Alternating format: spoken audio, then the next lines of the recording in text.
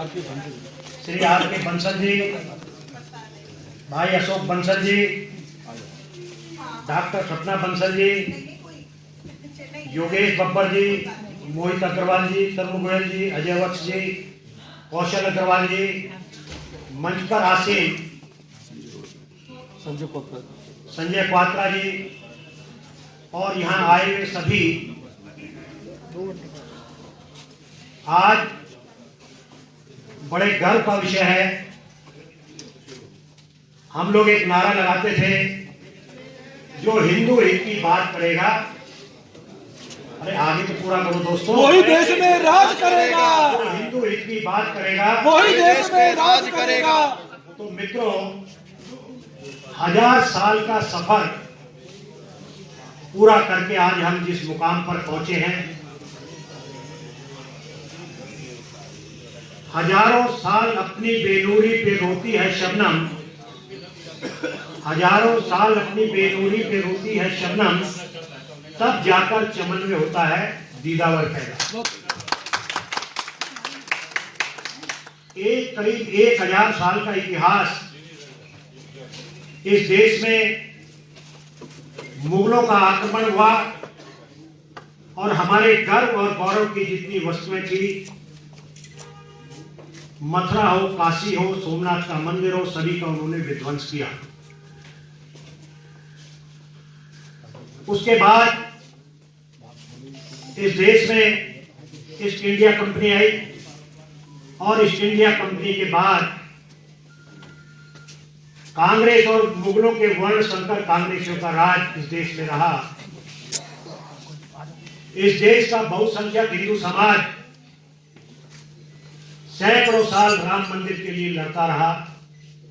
लाखों लोगों ने अपनी जान की आहुति दी और आज हम सब लोग जो आज यहाँ बैठे हैं, हम सब लोग पिछले जन्म में मोती दान करके आए हैं कि आज हमारे साक्ष्य में, हमारे रोम रोम में बसे राम का भव्य मंदिर का निर्माण होने जा रहा है।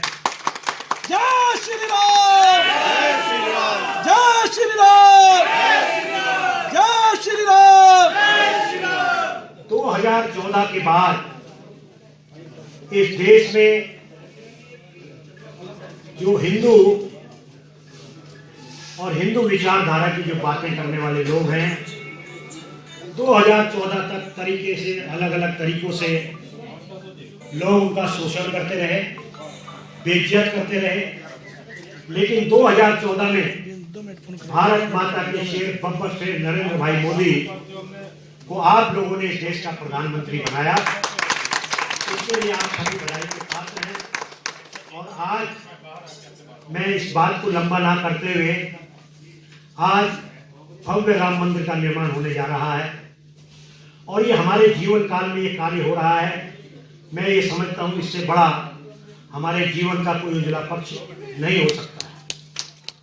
आज हम बात करें तो देश में एक समय वो था जब सोमनाथ मंदिर के निर्माण की बात हुई तो इस देश के तत्कालीन प्रधानमंत्री ने इसका विरोध किया।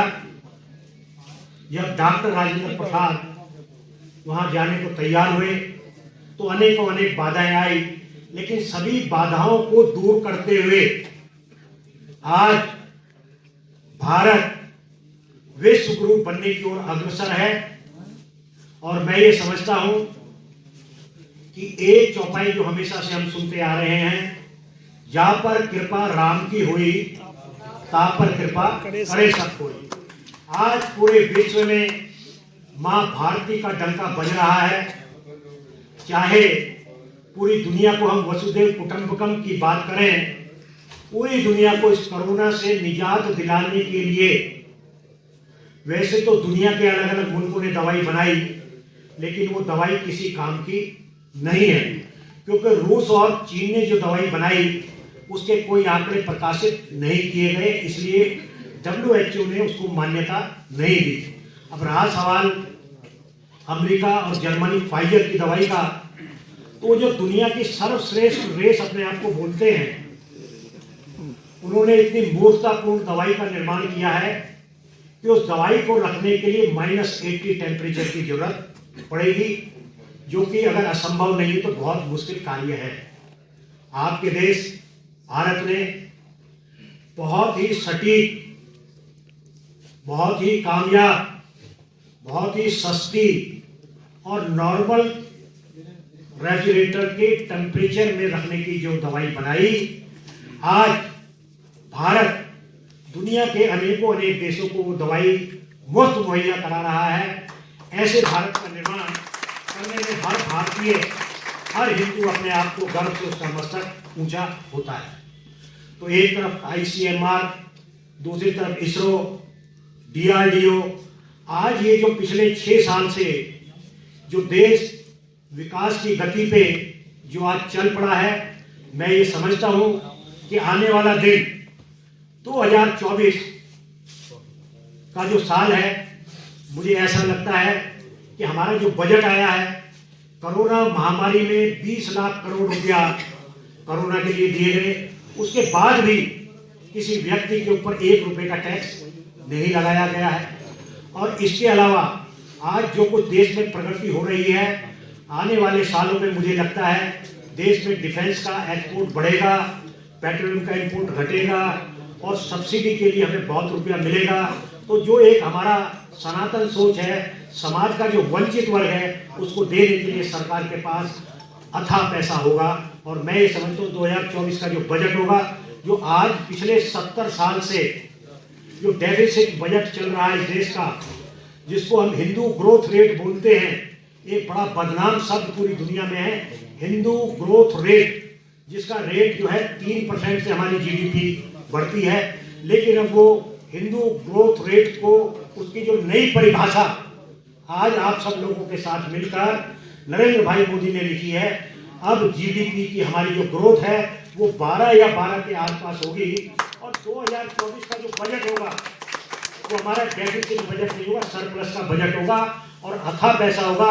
और आज ये जो किसान जिनको हर क्वार्टर में 2000 रुपए दे रहे हैं, मैं ये समझता हूँ कि आने वाले 2024-25 में ये 4 गुना करके 8000 रुपया पर क्वार्टर उनको मिलेगा, ऐसा मेरा विश्वास है।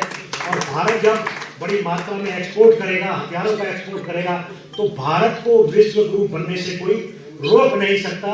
यही हर हिंदू के मन का, हर हिंदू के मन और आत्मा की जो ये बात है कि भारत विश्व गुरु बने। जय हिंद, जय भारत। राष्ट्रीय सशक्त हिंदू महासंघ उसका दिल से बहुत प्यार करता है। मुझे यकीन है उसकी मौत आ नहीं सकती इस देश में। आज के जो हमारे अध्यक्ष जी हैं, मैं 2 मिनट में उनके सम्मान में कुछ बोलना चाहता हूं कि परम पिता परमेश्वर की बड़ी, रामकिशोर गौंसल जी, कि परम पिता परमेश्वर की बड़ी अनोखी संतान है ये। अब प्रेम करुणा सहयोग की मूर्ति बड़े सरल, प्रेम करुणा सहयोग की मूर्ति बड़े सरल इंसान बढ़ जाए इनके। गर्व और उल्लास में हम सब डूबे हैं क्योंकि आज हमारे मेहमान हैं।